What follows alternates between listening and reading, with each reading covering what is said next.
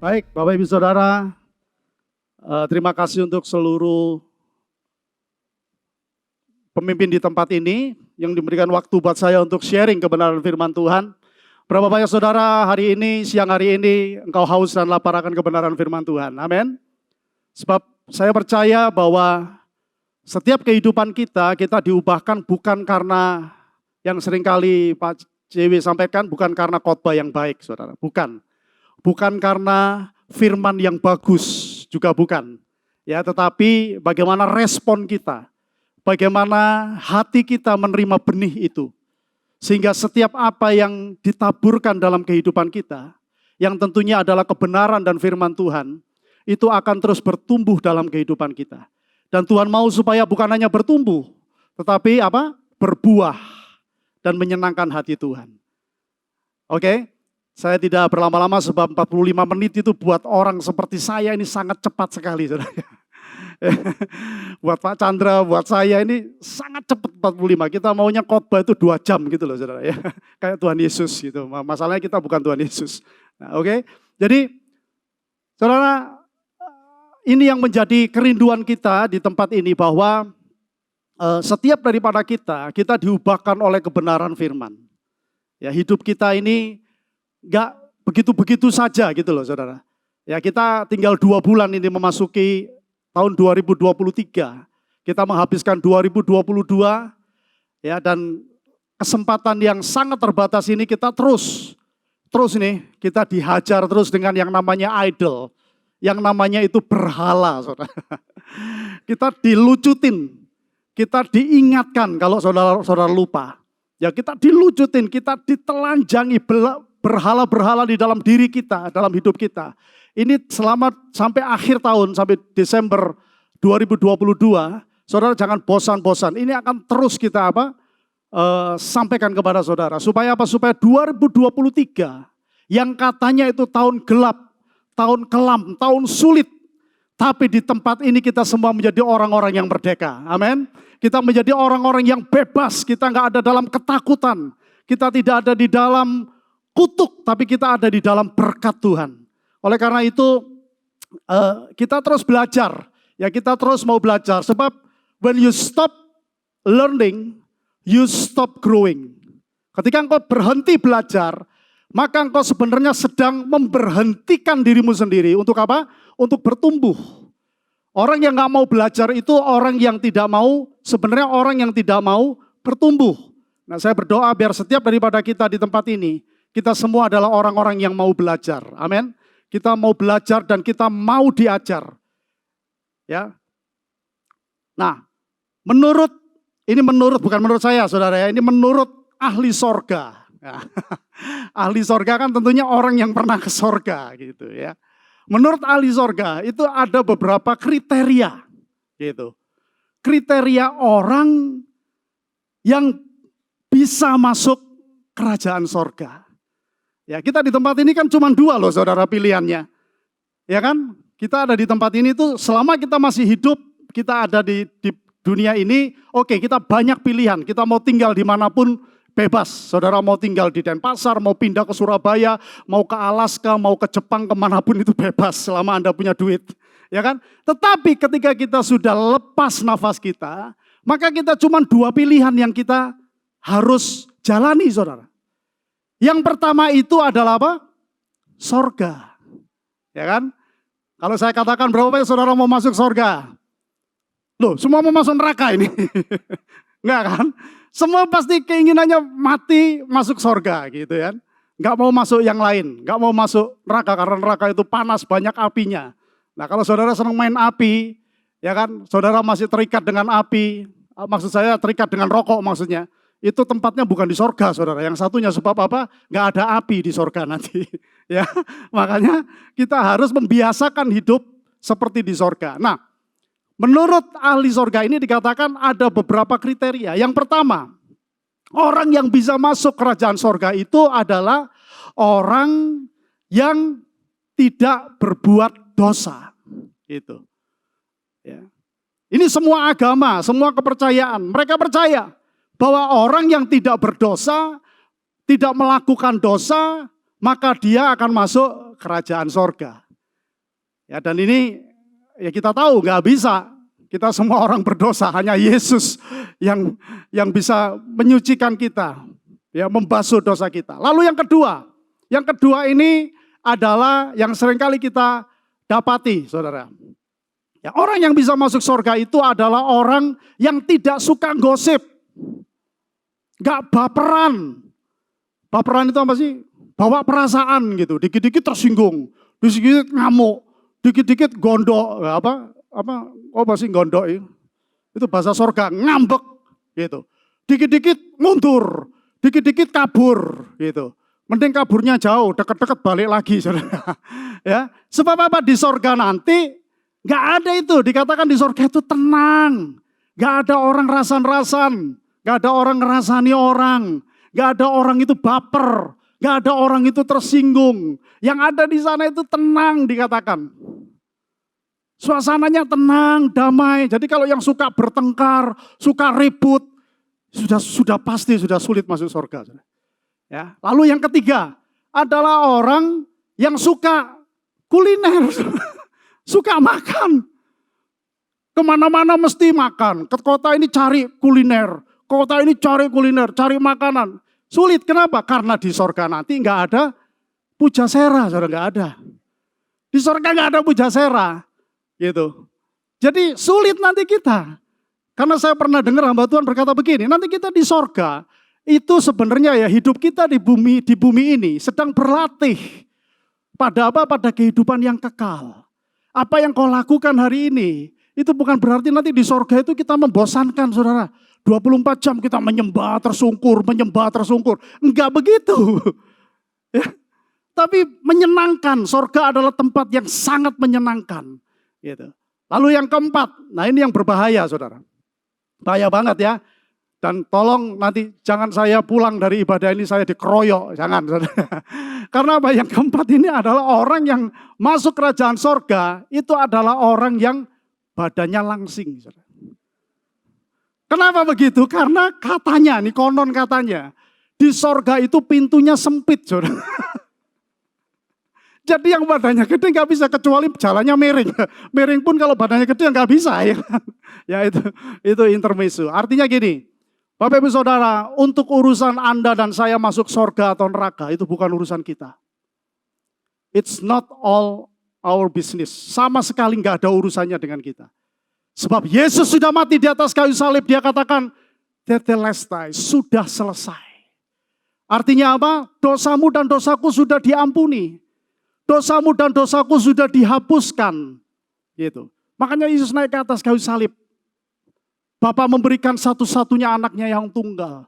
Supaya kita beroleh hidup yang kekal. Itu jaminan, saudara. Tetapi untuk membawa sorga ke dalam kehidupan saudara dan saya. Itu tugas kami. Tugas kita. Tugas pemimpin di tempat ini. Bukan membawa kita nanti masuk sorga, saudara. Nggak bisa. Kita nggak bisa bawa Anda masuk sorga. Yang ada itu adalah kita menghadirkan sorga di bumi. Sebab sama seperti doanya Tuhan Yesus. Datanglah kerajaanmu seperti kehendakmu di bumi seperti apa? Di sorga. Jadi artinya apa? Artinya dalam kehidupan kita kalau masih ada potensi-potensi keberhalaan itu. Tuhan mau supaya itu dicabut. Tuhan mau supaya itu dibersihkan. Supaya apa? Supaya hidup kita ini mengalami sorga di bumi. Bukan nanti, saudara, enggak. Sorga itu bukan nanti waktu kita dimumbul 1 kali 2 terus kita masuk sorga, bukan di sana. Sekarang, now. Sorga itu sekarang, saudara. Makanya kita ajarkan ini terus. Ya, supaya berhala-berhala dalam diri kita ini diambil, dicopot gitu. Ya, kita masih masuk dalam tema glorify the King through me. 1 Korintus pasal yang ke-6 ayat yang ke-20. Nah, sebab kamu telah dibeli dan harganya apa? Telah lunas dibayar. Siapa yang membayar hidup kita? Yesus, saudara. Siapa yang membayar hidup kita? Bukan kebaikan dan kelakuan perbuatan kita, bukan. Tapi karena Yesus yang sudah membayar lunas. Karena itu, apa? Muliakanlah Allah dengan apa? Tubuhmu. Ya, seringkali kita dengar bahwa muliakanlah Allah dengan hartamu. Itu benar, saudara. Memang apa yang kita punya ini semuanya harus untuk kemuliaan bagi nama Tuhan. Tetapi hari ini kita lebih strength point-nya adalah apa? Muliakanlah Tuhan dengan apa? Dengan makananmu. Wah, ini keren loh, saudara. Muliakanlah Tuhan dengan makananmu, dengan apa yang kau makan, apa yang kau minum. Sebab apa? Topiknya kita, ini kok kebetulan saya yang dapat bagian ini, saya nggak ngerti. Jadi Anda jangan salahkan saya, nanti salahkan buku yang dikasih sama Irawan itu, salahkan saudara. Kenapa? Karena di situ dikatakan ada yang namanya dalam, saya baru tahu loh. Jujur, hampir 25 tahun saya bertobat menerima Yesus sebagai Tuhan dan Juru Selamat. Bahwa ternyata di dalam diri kita ini ada yang namanya potensi berhala makanan. Kita terikat dengan makanan. Dan ini yang membuat hidup kita ini menjadi tidak maksimal. Hidup kita menjadi tidak ada di dalam kemuliaan Tuhan. Ya, nah kita sama-sama belajar. Makanya saya kasih judul di sermon kita pagi hari ini adalah, coba slide yang berikutnya. Nah, ini tolong kalau Anda ada yang merasa bahwa nanti ini ngomongin aku ini, tak keluar dulu dari ruangan ini, jangan dulu. Ya saudara, tahan dulu. Tahan, kalau Anda nggak setuju dengan saya, nggak sependapat dengan saya, it's okay. Nggak apa-apa, itu nggak ngurangi keselamatan saudara. Ya nggak membatalkan keselamatan saudara, tapi dengerin dulu. Gitu ya. Dikatakan ini, eat to live or live to eat. Gitu. Hidup untuk makan atau makan untuk hidup atau hidup untuk makan. Slide berikutnya. Nah, do we live to eat or do we eat to live? Ya, saudara, ini renungkan dulu. Terus apa hubungannya Pak dengan kemuliaan Tuhan? Ini karena ini gerbangnya saudara sebenarnya. Gerbang bagaimana kita bisa mempermuliakan Tuhan, itu lewat ini dulu. Lewat apa yang kita makan. Apa yang masuk di dalam tubuh kita. Sebab gini saudara, perhatian ya, masalah itu muncul dalam kehidupan manusia. Itu sebenarnya ada dua. Yang satu, yang pertama itu adalah salah ngomong. Saudara. Begitu salah ngomong, orang tersinggung, marah dan sebagainya jadi masalah. Saudara. Ya. Lalu yang kedua, apa itu? Salah makan.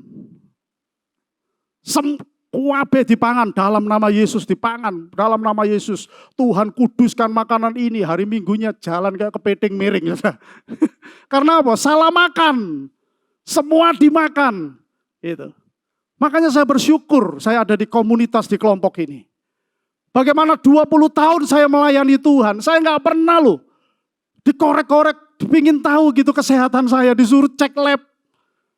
Jangankan gereja, orang tua saya aja nggak pernah nyuruh saya untuk cek lab, nggak pernah.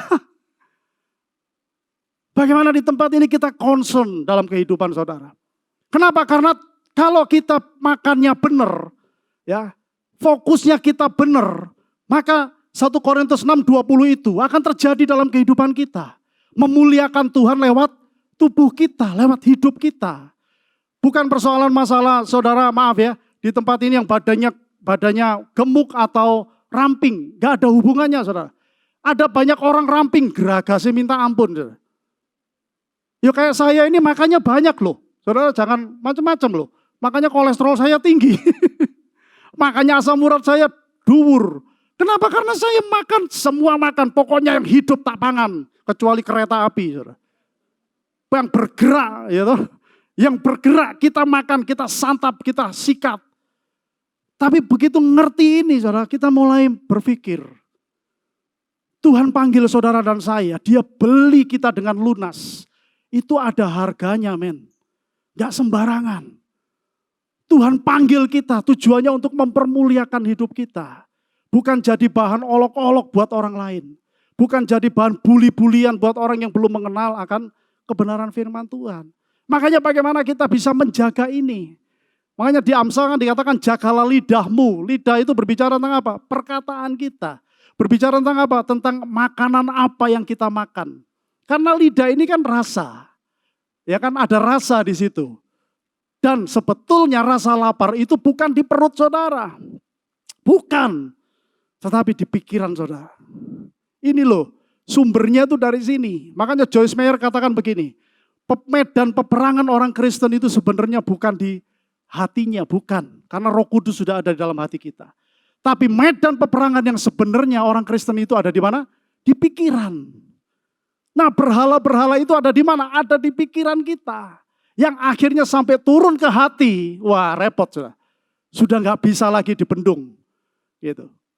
Ya jangankan orang tua, sahabat kita pun juga nggak bisa menasehati kita untuk tidak terikat dengan itu, nggak bisa, saudara.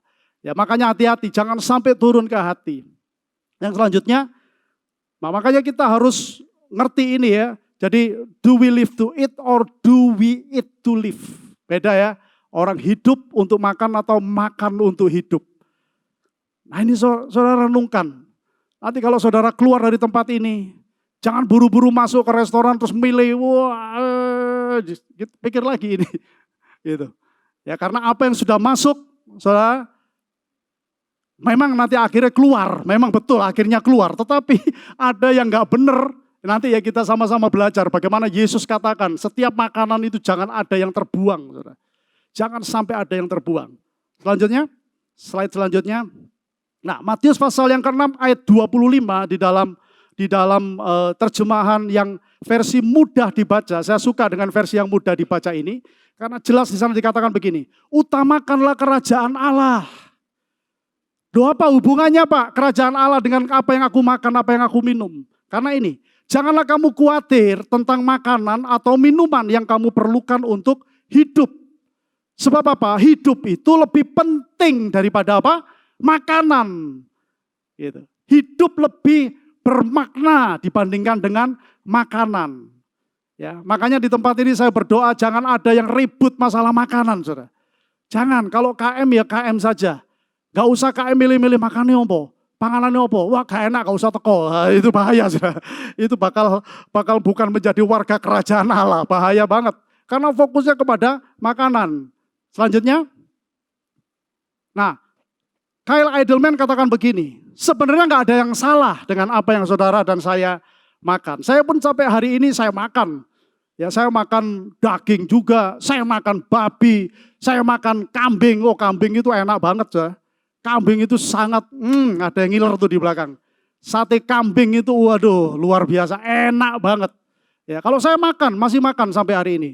Ya, tapi istri saya enggak, dia mutusin saya nggak makan daging.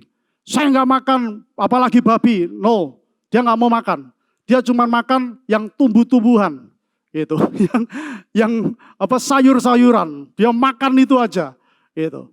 Ya saya bersyukur, karena saya pikir wah jangan-jangan anak ini mau bikin sekte ini, mau bikin agama baru ini, yaitu Kristen seci, Kristen yang nggak makan daging, nggak apa-apa, it's okay, nggak masalah selama kamu sehat. Saya bilang, tapi kalau kamu nggak makan daging, lalu kamu sakit-sakitan, tak jejeli daging biar kuat, biar sehat. Nah saya nggak bisa, saya mesti makan. Nah tapi gini saudara, tidak ada yang salah dengan makanan, tidak ada yang keliru tentang apa? Minuman. Saudara perhatikan ini, jangan ada yang minum bir baru sedikit, baru minum apa wine sedikit, sudah dihakimi saudara. Sudah dijudge gitu ya. Jangan, saudara perhatikan nih loh, lihat ini. Masalah itu, dilihat nih. Masalah itu mulai timbul dalam hidup manusia ketika makanan dan minuman itu, perhatikan ini, berbalik menjadi sebuah kuil. Wah ini serem loh saudara. Ya, makanan dan minuman itu berbalik menjadi kuil dan membawa manusia itu menjauh dari apa? Dari Tuhan. Jadi kalau malam minggu saudara mabuk, ya karena minuman sehingga pagi nggak bisa bangun, sehingga engkau nggak bisa ke gereja, sebenarnya itu sudah membawa engkau menjauh dari Tuhan. Nah itu artinya apa? Bir itu sudah menjadi kuilmu. Whisky itu sudah menjadi idolmu. Leave it, tinggalkan itu. Karena apa? Hidup lebih penting daripada makanan. Gitu. Apa yang kita makan, kita minum harus untuk mempermuliakan Tuhan. Coba selanjutnya. Jadi gak ada yang salah. Nah, dari sudut pandang Injil tentang makanan, saudara, kita lihat dulu di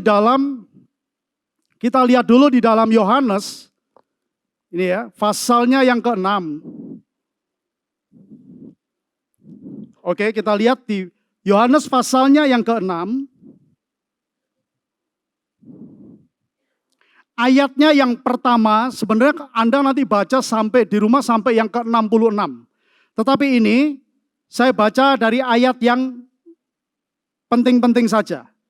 Dikatakan begini, ini kalau kita lihat makanan dari sudut pandang Injil ya, kita lihat makanan dari apa yang Yesus katakan. Ya, pasal yang ke-6 ayat yang pertama sampai yang ke-5 dikatakan begini. Sesudah itu Yesus berangkat ke seberang danau Galilea, yaitu danau Tiberias. Orang banyak berbondong-bondong mengikut dia karena mereka melihat mujizat-mujizat penyembuhan. Jadi mereka ini berbondong-bondong karena mereka melihat ada mujizat di situ. Ya, yang diadakannya terhadap orang-orang sakit. Dan Yesus naik ke atas gunung dan duduk di situ dengan murid-muridnya. Dan Paskah, hari raya orang Yahudi sudah dekat. Ketika Yesus memandang sekelilingnya dan melihat bahwa orang banyak berbondong-bondong datang kepadanya, berkatalah ia kepada Filipus, di manakah kita akan membeli roti? Supaya mereka ini dapat apa? Makan. Yesus gak ada masalah dengan orang yang lapar. Yesus tidak pernah mempermasalahkan orang makan, minum, gak ada urusannya.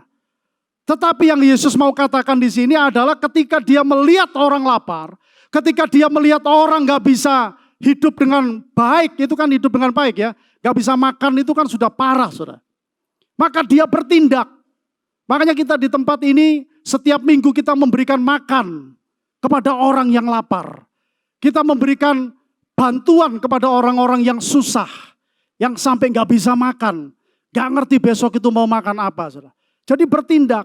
Nah, iman itu adalah tindakan, iman itu adalah action. Bagaimana kita bisa melihat Yesus lakukan ini? Yesus sangat tergerak hatinya dengan orang yang lapar. Yakobus pasal yang kedua ayat 15-16. Coba ditampilkan Yakobus pasal yang kedua ayat yang ke-15 sampai yang ke-16. Jadi ketika kita melihat orang yang lapar, kita harus bertindak, bergerak. Gitu saudara. Ya, jika seorang saudara atau saudari tidak mempunyai pakaian dan kekurangan makanan sehari-hari, dikatakan itu yang ke-16, dan seorang dari antara kamu berkata, selamat jalan, kenakanlah kain panas dan makanlah sampai kenyang. Ya, dia cuma ngomong gitu. Ini cuma ngomong doang. Dia cuma ngomong, oh ya, aku ini kesusahan, oh ya, Tuhan berkati kamu ya. God bless you. And goodbye. Saudara tahu apa yang dikatakan? Tetapi ia tidak memberikan kepadanya apa yang perlu bagi tubuhnya. Dikatakan apa? Apa gunanya itu? Saudara, kalau Anda melihat orang yang susah, orang-orang yang lapar, lalu engkau tidak bertindak, engkau tidak bergerak, dan kau cuma bisa berdoa, cuma bisa mendoakan padahal engkau punya apa yang kau miliki. Enggak kau berikan kepada orang lain. Sebetulnya engkau sedang membangun kuil di dalam dirimu. Ya, orang yang pelit, saudara. Orang yang pelit, gak peduli dengan orang lain. Apalagi sampai urusan makanan, saudara. Ini bahaya banget. Yang pertama, Yesus tergerak. Lalu yang kedua, apa yang Yesus lakukan? Di dalam ayat yang ke-11 sampai yang ke-12. 11 sampai yang ke-12. Ini kita lihat bagaimana makanan dari sudut pandang Injil. Yang kedua adalah dia mengucap syukur dengan makanan yang ada. Karena ini enggak gampang memang. Orang seringkali ya mengucap syukur saja. Mengucap syukur, artinya gini loh. Orang yang bisa mengucap syukur, itu orang yang bisa berkata begini, more than enough. Lebih dari cukup. Artinya saudara boleh mau makan apapun itu enggak ada haram, enggak. Orang Tuhan sudah berikan itu semua untuk kita bisa nikmati. Tetapi kalau kita bisa mengucap syukur dengan makanan yang Tuhan berikan, seharusnya Anda bukan orang yang pilih-pilih makanan. Benar nggak? Orang mengucap syukur itu nggak pilih-pilih, saudara. Orang yang maaf ya, yang picky. Picky itu apa sih? Milih-milih gitu. Kalau nggak enak nggak dimakan. Kalau nggak menarik nggak dimakan. Saudara hati-hati loh. Adam dan Hawa itu jatuh di dalam dosa. Sebenarnya bukan karena kalau saudara baca ya di Kejadian. Bukan karena mereka ini keadaannya lapar. Enggak saudara. Tapi mereka ini jatuh, Alkitab berkata apa? Karena dia melihat buah itu dan menarik hatinya. Nah ini bahaya saudara. Ya, jangan pilih-pilih, saya bersyukur. Saya punya istri yang sekalipun dia makannya cuman sayur, makannya cuman tumbuh-tumbuhan, tapi dia nggak melarang saya untuk makan daging. Ya tapi kalau saya makan babi guling, saya makan sate kambing, ya saya nggak ngajak dia, saudara. Ya kan? Karena apa? Nanti banyak aturan dari terlalu pesennya setengah, enggak. Makanya saya makan, cuman saya tahu diri. Tanpa harus ada dia pun saya ngerti bahwa tubuh saya ini bukan diciptakan buat dia. Tubuh saya ini diciptakan untuk kemuliaan Tuhan. Tubuh saya ini ada saat ini kami sehat, kami gak kekurangan apapun. Tujuannya Tuhan adalah supaya kita bisa melayani dia dengan maksimal. Supaya kita bisa mempermuliakan Tuhan lewat apa yang kita punya, lewat hidup kita. Makanya saya juga gak sembarangan, saudara. Saya gak mau. Itu. Kalau ya pastikan semuanya itu harus kita pelajari. Nah manusia itu seringkali ya, itu ada kelemahannya itu di O2-nya, saudara. O2 itu bukan oksigen. Kalau kehilangan oksigen sudah pasti ya lewat, saudara, ketemu dengan pencipta kita. Bukan O2, tapi bukan oksigen. Tapi O2 ini apa? Otot dan otak. Manusia cenderung semakin tambah umur, maka dia semakin males. Ototnya semakin gak mau dilatih. Itu manusiawi. Itu semua manusia seperti itu. Makanya di tempat ini yang usianya bertambah kayak saya ini, coba lihat, ya kan? Karena malas latihan, semakin maju ke depan, ya, mengembang ke kanan dan ke kiri. Karena apa? Malas. Yang kedua itu otak. Otak ini apa? Malas mikir. Nah, padahal kita di zaman yang sangat canggih sekarang ini, kita ini kan diberikan banyak gitu. Luar biasa diberikan berkat untuk kita belajar. Dari Google, kita belajar dari internet ya, dari YouTube. Kita belajar dari sana. Gitu. Saya tahu apa yang bisa saya konsumsi. Apa yang bisa masuk ke dalam mulut saya. Dan saya akan menolak apa yang gak boleh masuk dalam tubuh saya. Nah itu sangat penting saudara. Sebab apa? Itu nantinya akan kita bisa menjaga kehidupan kita. Supaya kita selalu bisa kapanpun ya, untuk mempermuliakan Tuhan. Kapanpun kita dipanggil untuk melayani, kita siap untuk melayani. Berapa banyak daripada kita? Ya, kita semakin diberkati. Orang kalau semakin diberkati, saudara, memang semakin banyak pilihan. Gitu. Semakin banyak duit itu, semakin banyak pilihan. Nah, bukan berarti juga yang gak punya duit, gak punya pilihan. Anda juga punya pilihan. Gak harus kita makan yang gak cocok dengan kita. Makanya kita harus tahu apa yang sesuai dengan yang saya makan dan yang gak sesuai dengan yang saya makan. Saya bertahun-tahun tiap pagi sarapan pisang, saudara. Saya gak ngerti. Ternyata begitu saya saya tes, ternyata gak boleh saya makan pisang. Sejak saat itu saya berhenti. Dan saudara tahu, rahasianya cuman simple, cuman sederhana. Saya ini cuman kurang minum. Sehari harus minimal 3 liter. Nah, komitmen. Di mana-mana bawa minum dihabisin itu. 1,9 liter ya, botol yang gede itu sama yang 900 mililiter. Itu sudah 2,5. Habisin sampai malam, gak usah terlalu banyak. Saya jadi kayak ahli gizi. Enggak, tapi Anda bisa belajar. Nah seringkali orang Kristen itu malas. Mereka pikir ya pokoknya Yesus sudah mati di atas kayu salib. Maka apapun yang aku lakukan, apapun yang aku makan. Darah Yesus melindungi. Dalam nama Yesus. Minggu miring jalannya saudara. Kenapa? Ya salah dewe. Gak mau belajar. Sebab apa? Sekali lagi ya. Yesus sudah mati di atas kayu salib. Selesai. Tinggal kita yang harus mengerjakan keselamatan kita. Kerjakan selama Anda ada di tempat ini. Maaf ya. 3K. Tahu ya, keuangan, kesehatan, lalu keluarga. Itu adalah bentuk daripada kita untuk bisa menikmati di bumi seperti di sorga. Jadi saudara jangan pikir, jangan anggap remeh itu. Karena semua orang membutuhkan itu loh saudara.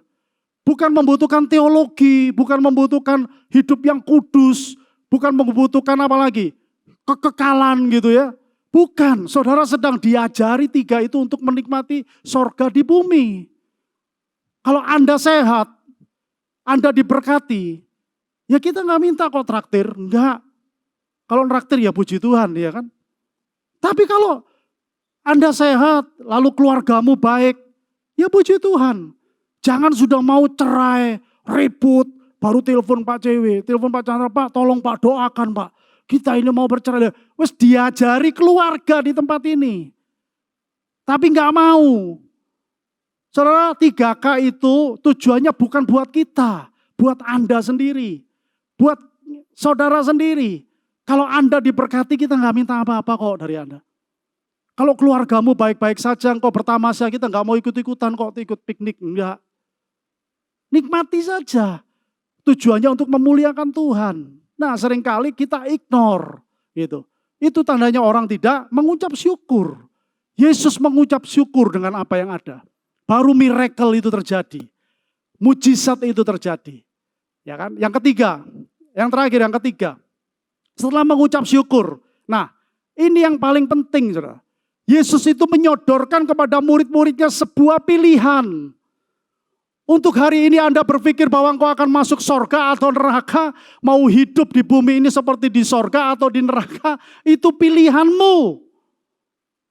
Itu keputusan kita. Bukan karena orang lain, bukan, tapi karena dorongan dari dalam. Makanya Yesus itu sebenarnya dia ketika bikin mujizat, memberi makan. Awalnya dia tergerak dengan orang-orang yang lapar. Dia berikan roti, dengan 5 roti 2 ikan terjadi mujizat beri makan 15.000 orang. Tapi endingnya sebetulnya, masih ingat saudara, ketika Yesus ketemu dengan perempuan Samaria itu. Dia katakan begini, kalau engkau minum dari sumur ini, engkau akan terus menjadi haus. Tapi kalau engkau minum air dari yang aku berikan kepadamu, maka engkau tidak akan haus lagi. Yesus mau berkata begini loh, tentang 5 roti dan 2 ikan ini. Mungkin perutmu lapar, aku berikan kamu berkat untuk kamu bisa makan. Tetapi yang lebih penting daripada perutmu ini, yaitu jiwamu, yaitu kehendakmu, fokusmu hanya kepada Yesus bukan yang lain.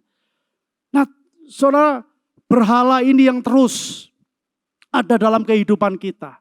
Dan terus disodorkan dalam kehidupan kita.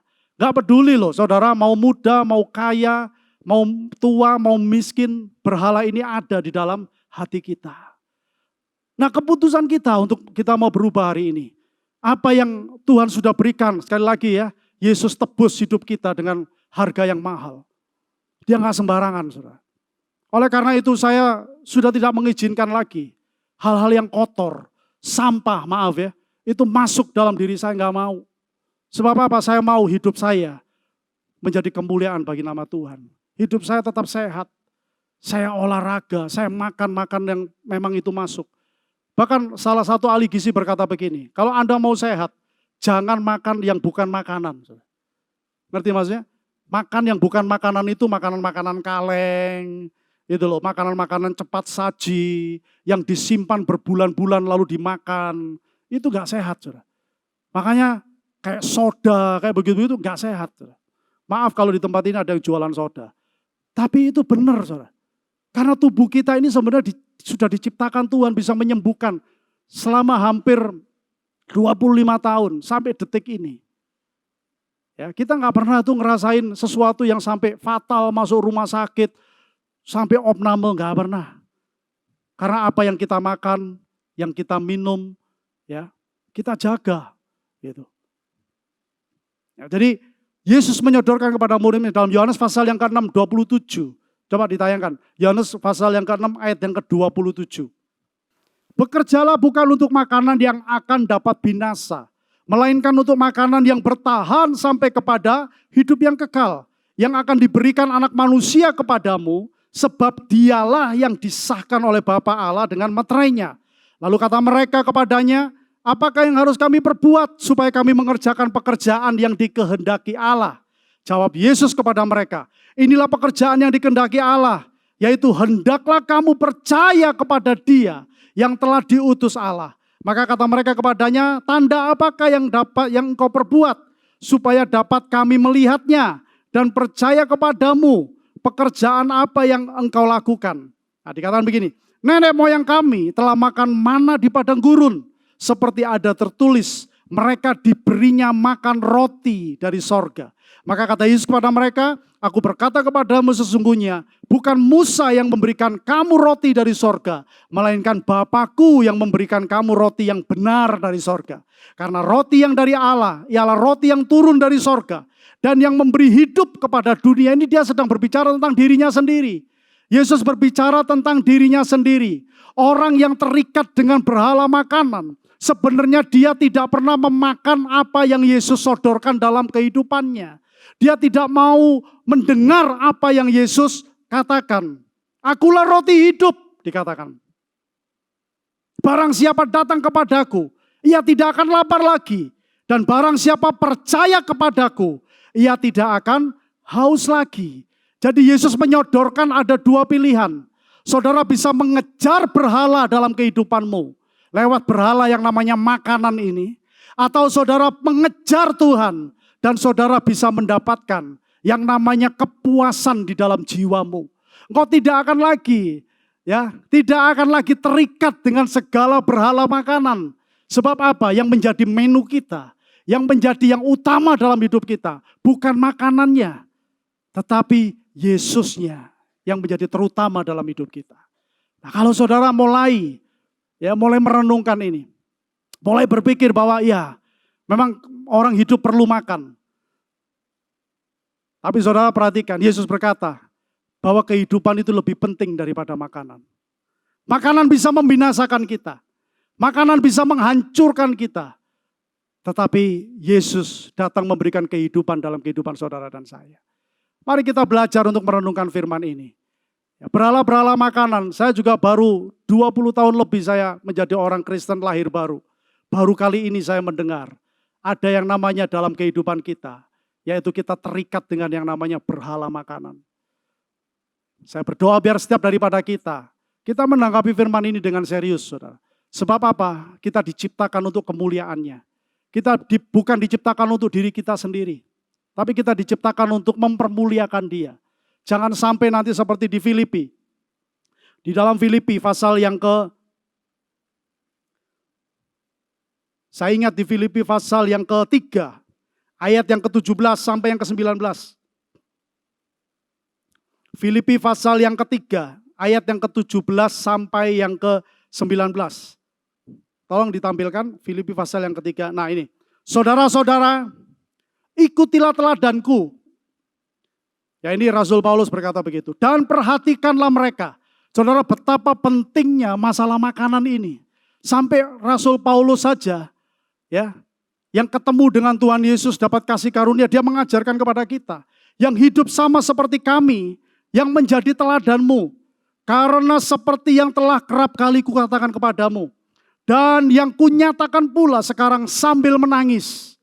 Banyak orang yang hidup sebagai apa? Seteru salib Kristus. Saudara, saya berdoa jangan sampai ada dari kita. Kita menjadi seteru salib Kristus. Kita ibadah rajin. Pelayanan kita nomor 1. Gitu. Tapi sebetulnya kita menjadi seteru salib Kristus. Dengan cara apa? Kesudahan mereka ialah kebinasaan. Dikatakan apa? Tuhan mereka ialah apa? Perut mereka. Saudara, ini ngeri banget loh. Kita Kristen, kita melayani, bahkan kita dicap sebagai kita pengerja di dalam gereja, tetapi yang kita sembah itu bukan Tuhan Yesus, yang kita sembah itu perut kita sendiri. Saudara, ngeri itu. Jangan sampai itu terjadi. Nah, caranya bagaimana, Pak? Tuhan memberikan clue, memberikan kunci. Ya, tolong dibukakan. Bagaimana caranya kita bisa lepas dari berhala ini? Bagaimana caranya kita bisa menjadi orang yang benar-benar merdeka? Coba bagaimana kita bisa terlepas dari berhala makanan? Yang pertama, saudara lihat, yang tadinya menu yang menarik itu, makanan yang membuat hati kita selalu tertarik. Ya, babi guling, rawon guling, apa semua guling itu, ya, dirubah saudara. menjadi apa? Menunya Yesus. Kita fokus sama Tuhan. Jadi ketika kita mau makan itu kita fokus. Gitu, enggak sembarang dimakan. Gitu. Apalagi yang di restoran yang semua disajikan itu, saudara kan? Tahu kan? Wah, luar biasa. Berkat Tuhan disantap semua. Dihabisin semua, saudara tahu. Itu ngeri banget, gak boleh. Jadi Yesus adalah menu makanan kita sehari-hari. Yang kedua, bagaimana kita bisa terlepas? Berhala makanan ini gak bisa, ya kita singkirkan. Gak bisa, tetapi harus digantikan. Saudara, saya baru tahu, ternyata makan pepaya, ini ya, tak kasih tahu ini, mungkin saudara bisa nanti googling sendiri. Makan pepaya selama ini saya salah. Mungkin kita semua di tempat ini juga salah. Makan bijinya dibuang, ya kan? Padahal saudara kalau googling, bijinya itu yang luar biasa, saudara. Makan itu bijinya. Selama ini saya nggak pernah makan bijinya. Loh, serius, saudara baca. Itu menurunkan kolesterol, menurunkan, waduh macam-macam. Yang pasti nggak menurunkan pendapatan aja. Semua turun. Dan saya sama istri saya sudah mulai ini 1 minggu. Setiap beli pepaya, saya makan sama kulit-kulitnya enggak lah. Kalau kulitnya enggak, saudara ya, jangan. Biji-bijinya dimakan. Nah, anggur, saudara tahu. Jadi Tuhan itu menciptakan sudah sebenarnya buat kita itu luar biasa. Nah kita ini yang sok-sok menjadi Tuhan, kita kreasi sendiri, bijinya dibuangi. Saudara tahu, bijinya anggur, wow. Itu kosmetik yang mahal, saudara, ternyata. Makan gitu. Tapi kalau durian jangan dimakan bijinya. Ya, durian ya dibuang, rek. Ojo dipangan, ditelen, keleleken masuk UGD. Saudara. Tapi ini sesuatu yang baru. Saya pikir, wow, terima kasih Tuhan. Bayangin, dari kecil saya diajarin kalau makan pepaya buang. Nah, seringkali budaya dari keluarga kita, gak semuanya baik. Apa yang diajarkan dalam kehidupan kita, apalagi saya, gak semuanya baik, saudara. Setiap pagi disediain minumnya apa? Teh manis, gitu. Kalau nonton TV disediakan apa? Emping belinjo itu loh, saudara. Sak toples gitu. Nah itu kan kalau makan kan gak bisa berhenti. Makan terus. Nah itu sebetulnya orang tua kita sebenarnya meracuni kita loh itu. Meracuni kita. Ya saya bersyukur anak-anak saya gak seperti itu. Tapi dulu saya di rumah saya, di orang tua saya, dikasih kayak begitu. Jadi ayo kita sama-sama ngerti. Bahwa fokus kita sekarang sudah berbeda. Saudara, di tempat ini kita bukan cuma hanya diajarin kekekalan. Tapi kita belajar ayo menghadirkan sorga di bumi. Lewat makanan ini, jangan terikat dengan apapun. Ada di sini yang kalau makan gak mau warteg.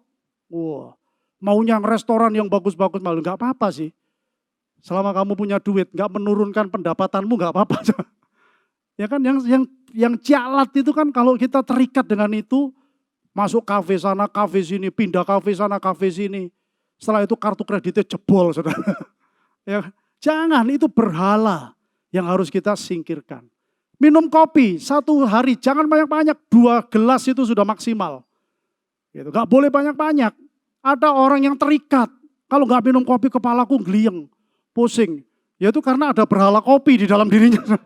Itu ada kuil kopi di dalam dirinya. Itu harus disingkirkan, dicabut keluar. Loh, jujur, saya dulu juga gitu, saudara.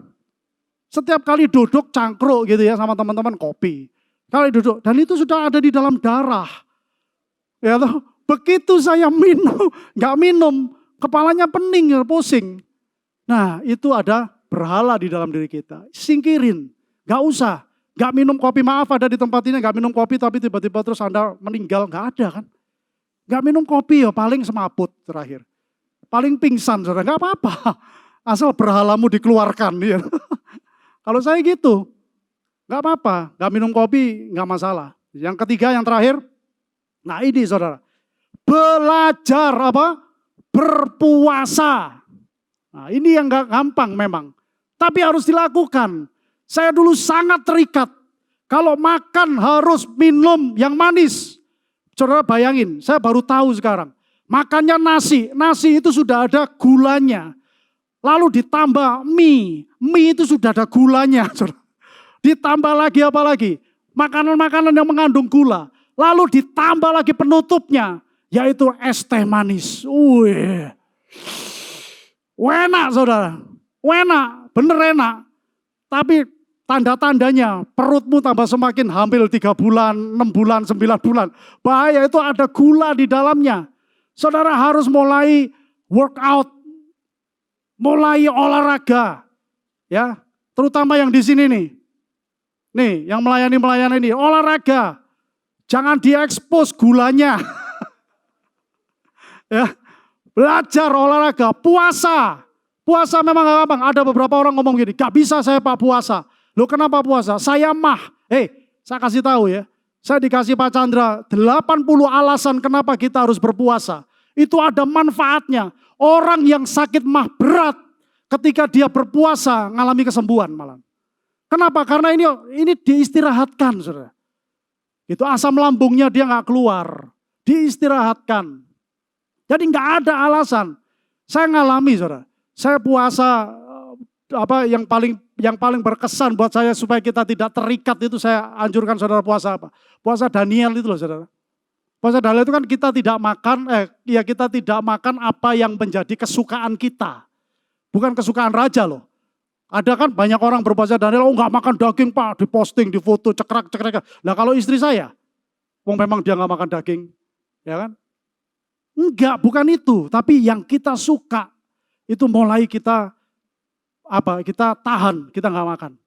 Nah, kenapa di Alkitab itu dikatakan juga tentang puasa? Kita didorong untuk berpuasa.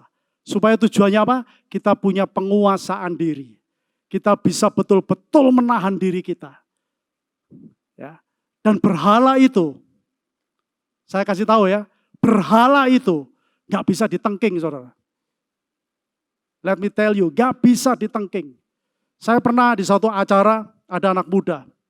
Wah nangis, matanya bendol karu-karuan, nangis. Ada ingusnya keluar, semua air mata keluar. Nangis dia bilang, Pak, tolong Pak doakan saya. Apa yang perlu saya doakan? Tolong lepaskan saya dari ini Pak, dari dosa merokok. Oh oke, saya doain ya. Ya, saya doakan, saya suruh maju, ayo kita doa. Tak doain saudara. Ketika makanya ini perlunya kalau kita mendoakan orang itu mesti melek saudara. Ya jangan merem dikuaplok saudara nggak ngerti nanti. Melek gitu, saya melek, saya lihat, saya doakan. Nah di kantongnya itu ada Marlboro saudara. Gitu kan. Tak doakan, pertama saya nggak ngerti. Dalam nama Yesus, lepas roh rokok. Loh ada nggak roh rokok? Nggak ada sebenarnya. Tak tengking. Dalam nama Yesus, saya melek. Tak lihat loh, kok ono Marlboro tak ambil sama saya. Kan tak doain sambil tak ambil. Begitu saya ambil dia gini saudara. Loh, ini apa cari ini jalur di doa loh, tapi kok gak mau dia ambil rokoknya. Loh ya sudah saya berhenti, amin saya bilang. Saya gak mau doakan lagi. Karena apa? Berhala itu gak bisa ditengking. Itu niatan dari kita. Waktu kita ngomong iya Tuhan. Aku mau lepas dari berhala ini. Salah satu dari kelepasan itu apa saudara? Surrender. Anda harus berserah sama Tuhan. Kalau engkau gak kuat, jiwamu gak bisa. Saya pernah ngalami saudara, bagaimana saya terikat dengan sesuatu. Dengan rokok itu salah satunya. Gak ada saya hari ini kurangin dulu, besok kurangin dulu, satu ya. Besok satu, lah setan ini kan pinter. Ya kan, setan itu kan dia memang urusannya dengan api. Dia tahu, dia tunggu di pinggirmu. Ayo ngerokok si JC. Gue tak tambahin meneh, gue sapak meneh. Terus ya, kayak gak akan bisa lepas. Saudara. Yang bisa melepaskan itu hanya dirimu sendiri. Dan firman Tuhan yang terus terngiang-ngiang. Ya, saya terikat dengan kaset-kaset heavy metal. Kaset-kaset. Soal itu sih dulu Pak Chandra ngajarin saya, udahlah kamu buang aja, bakar. Kalau dia kan dibakar. Kalau saya enggak saya bakar. Tak eman, tak simpen sama saya taruh di bawahnya kolong. Gitu. Tapi enggak bisa. Selama Tuhan itu, yaitu yang sering kali kita dengar ya. Selama kasihnya itu mengejar kita. Sampai kapanpun kita akan terus diingetin sama dia. Hei, kamu masih punya ini loh, bakar, buang. Sampai akhir satu saat saya rela, udahlah tak kirim ke adik saya. Udah jangan didengerin ya, juga jangan dibakar, kamu jual saja. Tapi jadiin duit buat ngurus surat kawin, saya bilang. Saudara, potensi-potensi berhala dalam hidup kita hanya bisa dilenyapkan, hanya bisa dihilangkan potensinya selama kita fokus kepada Sang Pencipta kita. Amin. Mari kita bangkit berdiri bersama-sama.